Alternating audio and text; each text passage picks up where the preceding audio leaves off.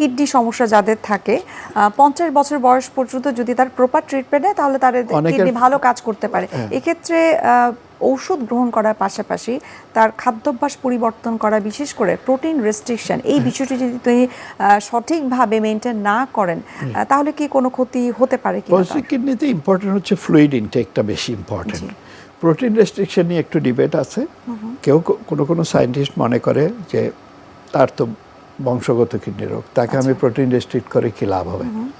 আবার কেউ কেউ মনে করে যে হ্যাঁ, প্রোটিন রেস্ট্রিক্ট করে কিছু লাভ তার হইতে পারে, যে এই প্রোটিনটা যে আমি দিচ্ছি সেই প্রোটিন যদি প্রস্রাবের মধ্য দিয়ে বের হয়, সেটাও তো বের হওয়ার সময় কিডনিতে কিছু ইনজুরি করে যাবে, এটা কেউ কেউ এটা মনে করে। আর কেউ কেউ বলে পলিসিস্টিক কিডনি যেহেতু বংশগত, এখানে প্রোটিন রেস্ট্রিকশনের খুব বেশি রোল নাই।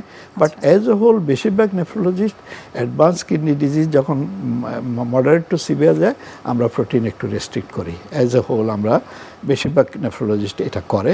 কিন্তু কোনো সায়েন্টিস্ট মনে করে যে এটা বংশগত বলে, এটা ফ্লুইড ইনটেকের একটা বড় ভূমিকা আছে।